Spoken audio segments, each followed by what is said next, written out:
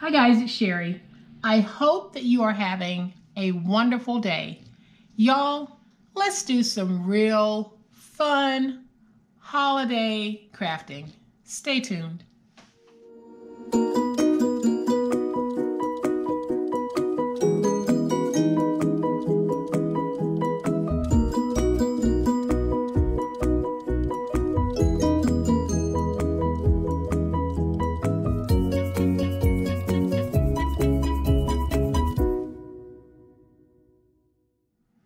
So, are you looking to take your paper crafting skills to the next level?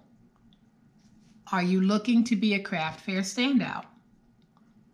Are you looking for ways to have paper crafting fun? Are you looking for an excellent online crafting family? If you answered yes to even one of those questions, this is the channel for you. So go ahead and hit that subscribe button. I would love to have you join this awesome online crafting family. And guys, here is today's super sweet, super cute project. It is a little booklet decked out in holiday spirit. When you open it up, it's awesome because here's what it is. On one side, we've got these wonderful recipe cards, and I found these cards at Tuesday morning. But you know what? If you can't find cards like this in the store, there are plenty of free downloadables that you can print out to use on your craft. So you don't have to go to the store and buy these cards. If you go out to Pinterest, or if you just Google free printable recipe cards, you will have bunches to come up. So all you need to do is print them out and use them on a project like this. But we've got some recipe cards tucked in over here. And then on this side, we have sheets of paper that we can use to jot notes about those recipes. So let's say you're swapping recipes with someone and you want a cute way of giving your recipes. Well, we made a recipe box. Now we have a recipe folder. And this is so stinking cute. And for those of you who aren't subscribed, this is what I mean when I say taking our paper crafting to the next level. Because this isn't ordinary. It's not the standard run of the mill. It is next level. So let's make it. So to make this awesome project, I have a cut apart that I will put on the outside of my book. I have some more of those awesome recipe cards that I bought at Tuesday morning. Then I have some 4x6 pieces of paper. You can use paper, you can use cardstock, you can use whatever it is you want. And I forgot to mention that my recipe cards are also 4x6. Then I have a piece of 4x6 chipboard that I am just going to place behind this so that when we put it in the book, we'll just have a little stabilizer behind it. Then I have a piece of chipboard that measures 1 by 6.5. And I have 2 pieces of chipboard that measure 6.5 by 4.5. Then I have a piece of my decorative cardstock that measures 2.5 by 4 3/8. I have a lightweight piece of decorative paper that measures 9 3/4 by 6 1/4. And then I have a larger piece of that heavier weight cardstock that measures 12 by 9. Okay, so the first thing that we need to do is we're going to take the piece that measures 12 by 9 and we're going to lay down our 2 pieces of chipboard that measure 6.5 by 4.5 and the spine that measures 1 by 6.5. So let's go ahead and place this down. And then I'll take my spine and I am going to place my spine down, giving myself about 1/8 of an inch in spacing. And then I'll place my second piece of 6.5 by 4.5 inch chipboard down.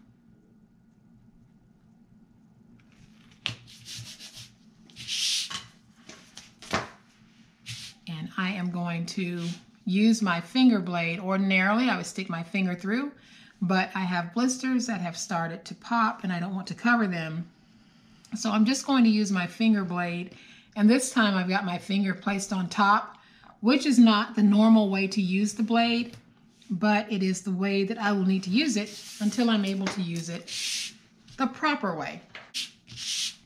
So I am going to take my stylus, and I am just going to go around this chipboard, and I'm using the chipboard as a guide, and basically all I'm doing is I'm pressing down into my cardstock so that I can get an impression, and this helps to minimize the cracking. It may not eliminate it, but it will help with minimizing cracking if you're working with a paper that might have a tendency to crack.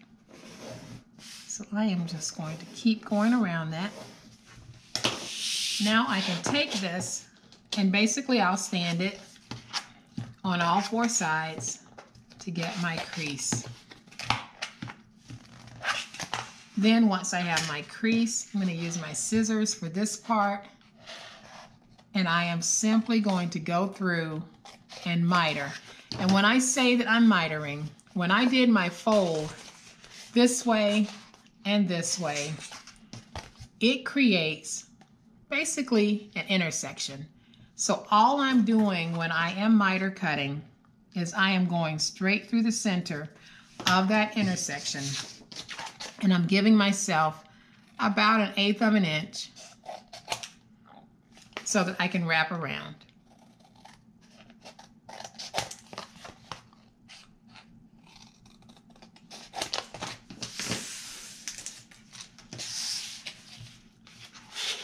So then I am just going to do a tighter fold just to make sure I've got everything nice, tight, and crisp.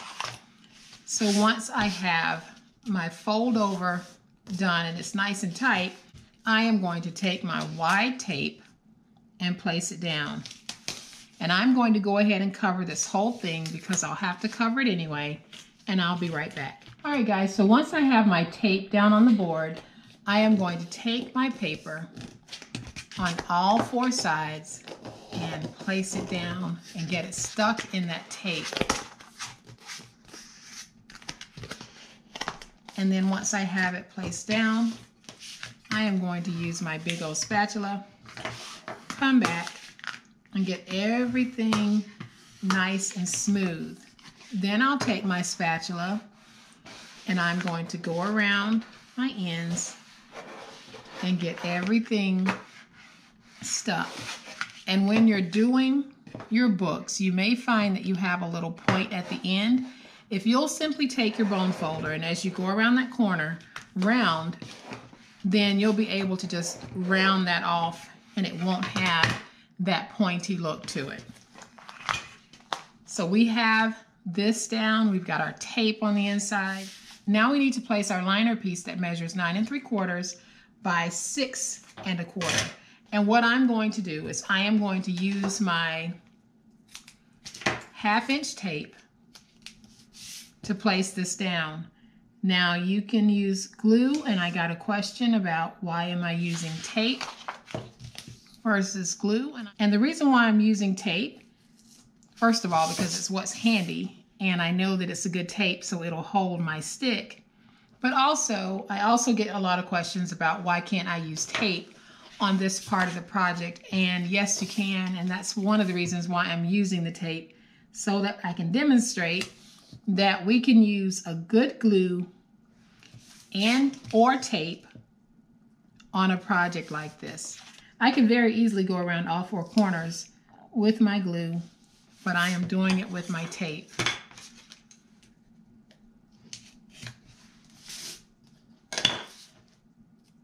And last one.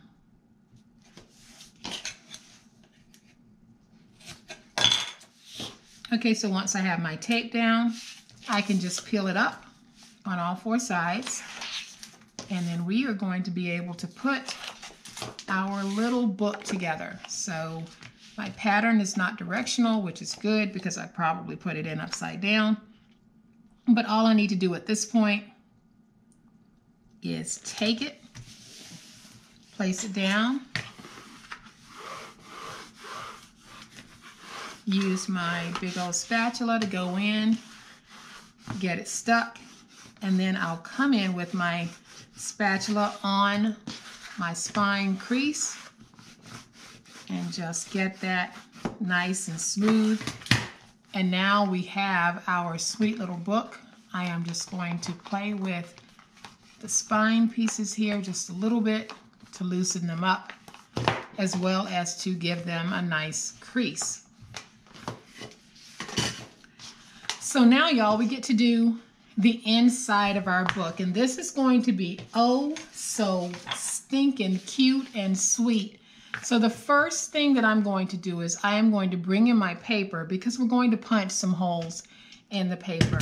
And I don't have my thick hole punch here with me, so I am going to be using this one. So what I'm going to do is I have it set on my 3/16 setting, and I'm just going to put it in wherever I think I want that hole to be, and I'm going to punch. Now that I have this one hole punched, what I'm going to do is take one piece and flip it so that I can get the hole on the other side. So basically all I need to do is find that original hole and punch. And now I can come back to this side and punch again to get the holes on both sides. So I'm basically lining it up with the existing hole, and I punched. And this just basically assures me that I have even placement of my holes. So now what I want to do is I want to go ahead and punch holes for the other pieces of paper. And like I said, however many sheets of paper you want to add is completely up to you. So I've got it lined up, and I'll just punch. And then I'll come over to this side and do the same thing. So I'm going to line it. So I'm going to get it in, and I'll line it up, and I'll punch. So there I have my holes. Now I want to punch holes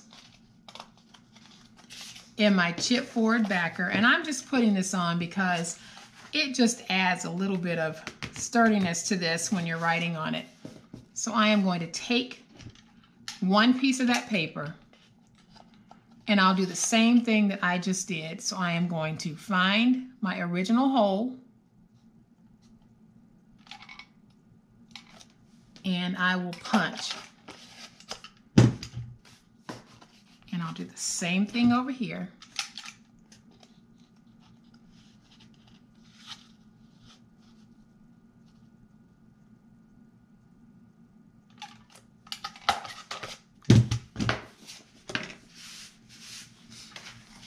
And now what I want to do is I want to punch holes in my book. So I am going to take my paper. I'm going to use a clip just to hold it in place. When I have it positioned where I want it, same process. I am simply going to line it up, punch some holes. And I'll do that final one, so I'm lining it up, and I'll punch that hole.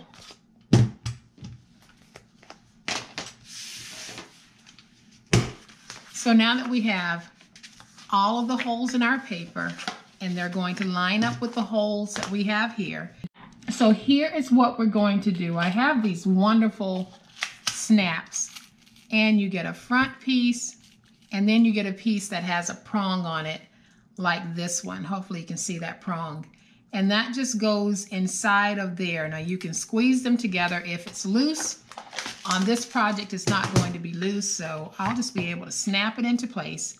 So all I need to do is take the prong portion and put it through the back, just like that. Then I'll take my little back piece, put it on, and you heard that snap, and the front and the back are the same. These are not the screws that you guys saw me use before. These are some little snaps that I used to use a long time ago before I ever found the screws. And unfortunately, as is often the case, sometimes we lose things in our studio, And then when we move, we find a whole bunch of things. Well, that happened here. So all I did was put the second one through that hole. And I need to take the head of the snap, place it on, and now we have this. And what I like about these, if I need to replace my paper, I can just pull that snap off and replace the paper. So truly refillable. So we've got that part done, guys, and this is looking pretty doggone good. So what we're going to do here is make a little pocket, and how I'm going to do it, very, very simple. I am going to take my Reptile Glue and go along two ends of this piece, and this piece measures 2.5 by 4 3/8. And all I'm going to do is take this piece, bring it down to the corner, and lay it down. Then I'll use my spatula to just go around the edges, get everything nice and stuck. And then once I have my pocket down, I am just going to use some of my stickers just to find something that's really cute. And I think I'm going to go with this one that says Merry Christmas. So I'll take this and I'm going to put it right there. How cute is that? So now I can take my recipe cards and I'm just going to tuck them in to this sweet little pocket, and they'll sit in there just like that. Now I can fold this over and we're going to decorate the outside. And I have this wonderful little outside cover that says "Cooking is Love Made Visible." And I am just going to add some glue to the back of this. If you have a Xyron sticker maker, you can run it through that. Put that adhesive on the back and just slap it down. So I am going to turn it this way. And y'all know that is stinking cute. And I'm going to smooth it out. And just like that, we have this fabulous, fabulous recipe booklet. So we have the recipe cards on this side, and these recipe cards also have a back side to them for writing instructions. And then we have some extra space on this side if you need to write additional instructions or if you want to make a quick note to yourself. But this is truly a sweet little gift to have or to give. So I am going to bring the other one back in because I think, and I might be biased, but I think that these are next level stinking cute.